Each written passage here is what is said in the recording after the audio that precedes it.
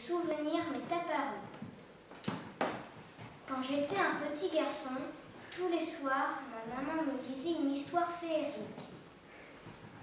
J'adorais ce moment chaleureux, seul avec elle. Ce soir-là, je serrais Nathan, mon précieux doudou, quand papa est entré doucement dans ma chambre. Dans ma malle en osier, il a saisi mon livre préféré et s'est assis sur mon lit douillet. Je croyais que je rêvais, car papa rentrait souvent après mon endormissement. Il me raconta les aventures captivantes d'un éléphant et de ses compagnons qui voyageaient dans un ballon. Quel plaisir d'écouter la voix apaisante de mon papa qui m'emportait dans les nuages. Ce fut un moment vraiment merveilleux. Et tout à coup, le souvenir m'est apparu. Quelle amusante partie de pêche! À 10 ans, mon grand-père m'a emmené à la mer pour pêcher avec la canne qu'il m'avait offerte. J'étais heureux à l'idée de passer ce moment seul avec mon papy. La mer était particulièrement calme et le ciel ensoleillé. Le bateau de papy, qui s'appelait le Petit Bigorneau, naviguait depuis 2 heures quand le bouchon a commencé à trembler. J'ai tout de suite compris que j'avais attrapé un poisson. J'étais content car il était assez tôt pour le savoir à midi. Avec papy, on a eu beaucoup de mal à le ramener sur le pont du bateau. Comme il était immense, il mesurait au moins 1,50 m. Sur le quai, les touristes, admiratifs, nous mitraillaient avec leurs appareils photo comme des paparazzis devant des stars. Nous étions fiers de notre exploit. Au déjeuner, ma famille, émerveillée, a dégusté ce mets géant. Quand papy m'a servi, il m'a fait un clin d'œil qui est resté comme le plus beau moment de cette journée. Et tout à coup, le souvenir m'est apparu. J'avais 10 ans et j'adorais construire des cabanes dans les arbres. Cette cabane était particulièrement belle, car nous avions mis tout notre cœur à sa fabrication. Elle était faite de branches ficelées, avec des cordes et recouverte de feuilles. J'aimais m'y réfugier avec mes amis pendant les vacances. On y jouait, on y discutait de tout. On y mangeait des gâteaux préparés par mamie. Et on admirait la nature. La douce mélodie des oiseaux, le ruissellement de la rivière, l'odeur de la mousse. Avec Pierre, Joséphine et Marie, nous l'avons appelée la cabane aux amitiés. Et nous avons gravé son nom sur une pierre posée près de la rivière. C'était notre endroit, le lieu où est née notre amitié éternelle. Cependant, notre chère cabane a été détruite quand la forêt a été abattue pour construire des immeubles. Il y a quelques années, nous sommes retournés sur les lieux de notre enfance et nous avons retrouvé avec émotion notre pierre et nos souvenirs. Aujourd'hui, cette cabane n'existe plus, mais elle reste gravée dans ma mémoire car pour moi, elle représente l'amitié. C'était le 12 juillet 1964. Pour moi, c'était le plus beau jour de ma vie.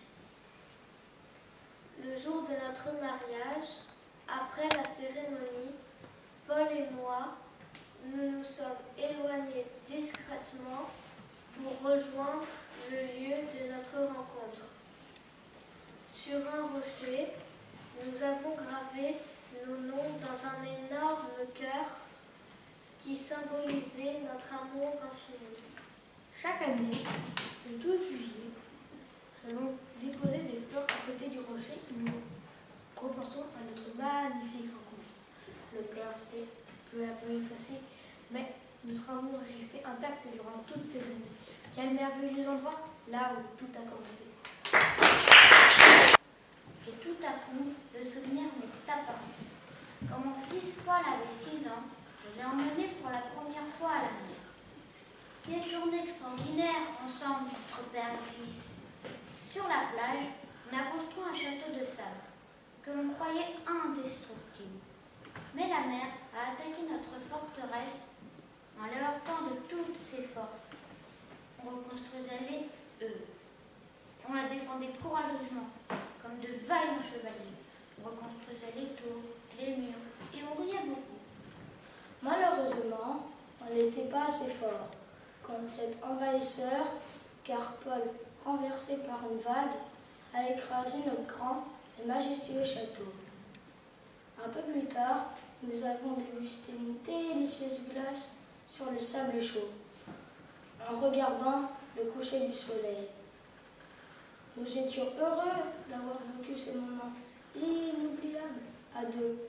Aujourd'hui encore, ce beau souvenir nous fait toujours sourire, Paul et moi. Et tout à coup, le souvenir m'est apparu. Quelle belle sortie nocturne! J'ai toujours été fascinée par l'univers. Le 17 juillet 1950, vers minuit, je suis sortie en cachette dans le jardin car je voulais observer les étoiles.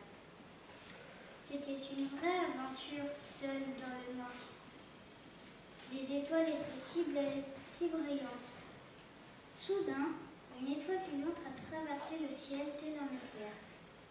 Le lendemain matin, en allant jouer dans le jardin, j'ai découvert cette petite pierre qui venait de l'espace. Je l'ai déposée dans une petite boîte cachée derrière mon encyclopédie. Il y a quelques années, lors d'un repas de famille chez mes parents, je suis retournée dans ma chambre d'enfant et j'y ai retrouvé cette petite boîte secrète, ce petit morceau de météorite avec une petite partie de mon enfance, avec ses secrets et ses découvertes. Le souvenir m'est apparu. Ah, la première rentrée des classes. Quand maman m'a laissé devant la grille de l'école, j'étais triste de la quitter. Mais dans la cour, deux petits garçons m'ont proposé de jouer avec eux. C'était le début d'une longue amitié. Très rapidement, j'ai découvert l'écriture au porte-plume. Sur ma feuille ont apparu mes premiers mots, mais aussi les premières taches d'encre. À la récréation, la fenêtre étant ouverte, le vent a emporté ma feuille dans la cour. Elle a tourbillonné, puis elle est tombée dans une flaque d'eau. Aujourd'hui encore, il m'arrive d'écrire avec ce porte-plume. J'aime le bruit de la plume qui caresse la feuille et l'odeur de l'encre.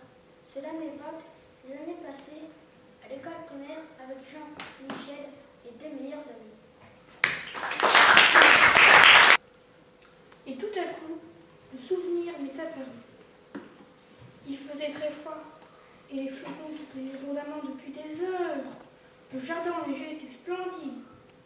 J'étais impatient d'en sortir pour saisir cette neige qui tourbillonnait dans le ciel avant de se poser délicatement sur le tapis blanc. Après la tempête, j'ai façonné des boules de neige pour les lancer sur moi. Quelle périlleuse bataille! Puis, nous avons fait la paix en créant notre premier bonhomme de neige. Ensuite, nous nous sommes dirigés vers le grenier pour y trouver des accessoires. En cherchant dans tous les recoins, nous avons trouvé une très vieille boîte appartenant au papy. Dedans, je trouvais sa pipe qui nous a servi à décorer le bonhomme de neige. Il était beau, notre nouvel ami, avec sa pipe et les boutons de neige chemises de papy. Il était vraiment unique, le plus beau du village.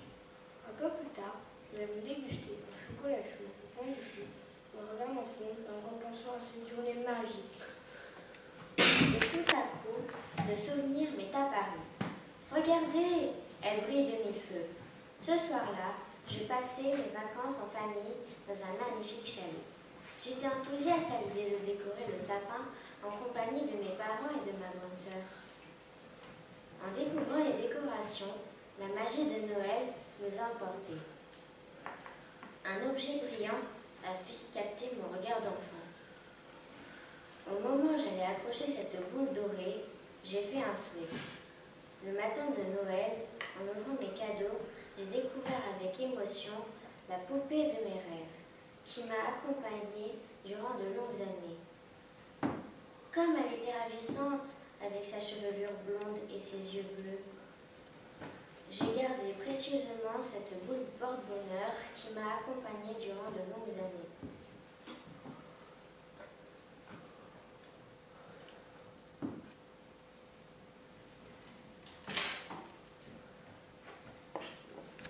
Et tout à coup, le souvenir m'est apparu.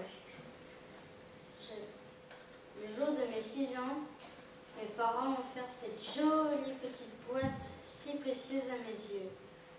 À l'intérieur se trouvaient des crayons aux couleurs vives. Tous les soirs, en rentrant de l'école, j'attrapais mon carnet de dessin, ma boîte de crayons et je me précipitais dans mon jardin.